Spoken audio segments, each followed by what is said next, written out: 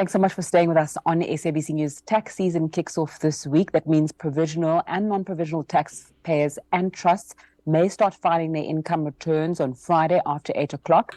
Let's speak to tax educator and CEO of Ikhafu, Andre Boertmer. Andre, thanks so much for your time on SABC News this afternoon. Just talk to me about what's the one thing that people should know during this time. Because the season is only opening officially the 7th of July at 8, it means that a lot of people are getting auto assessments. So everybody should basically double check their assessments and make sure that the information on the auto assessment is correct. And if it's not correct, to then submit a correction or to go into the e-filing profile and ensure that the details are correct and then make the correction. Alternatively, chat to a tax practitioner if possible. All right, when you speak about the auto assessments, I know it can be quite a daunting process, and most people would rather just look at the SMS that SARS send and say, okay, fine. What can you suggest to make it a little bit easier when it comes to auto assessments in particular? I mean, with the auto assessments, it's probably the third time around that SARS have implemented it.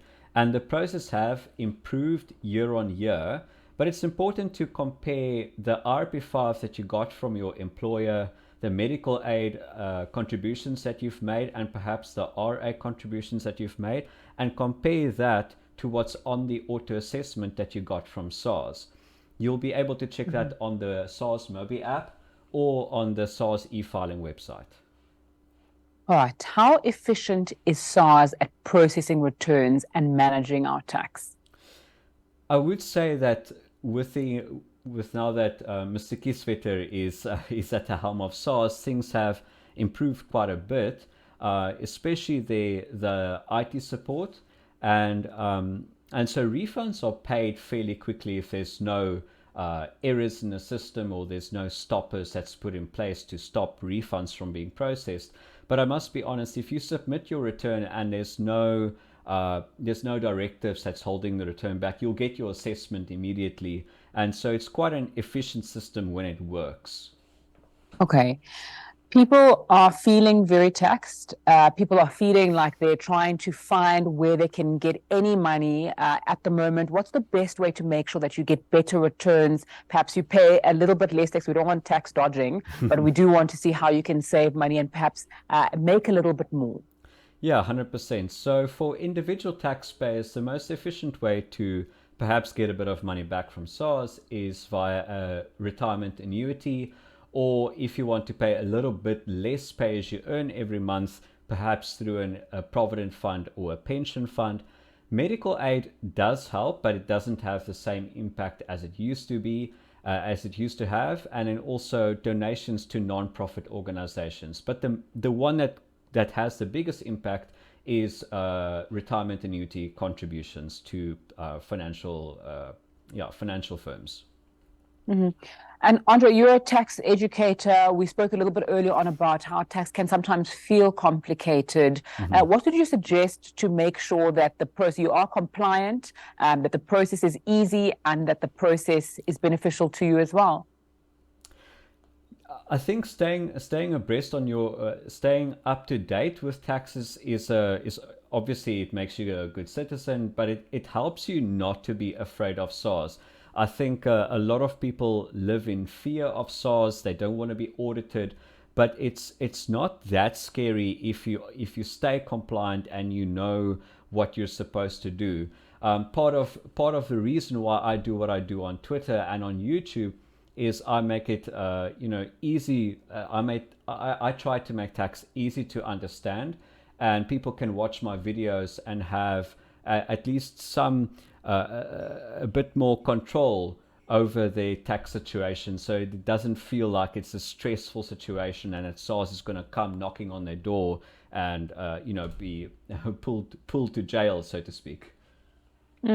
What about the tax grudge? So people saying they feel overtaxed, they spend so much money, they pay tax for certain services, and then because of the nature of service delivery in South Africa, then they have to sometimes use private medical aid, as you've spoken about, private security and the like, private hospital care. things that our taxes, in theory, should be taking care of. So there's sometimes a grudge around payment. How do you deal with that? Yeah, I'm going to be completely honest. As I've been a practitioner for over 8 years, and I've been in the industry for 14 years. You also see an increase in people leaving South Africa, but what you're also seeing is people coming back to SA.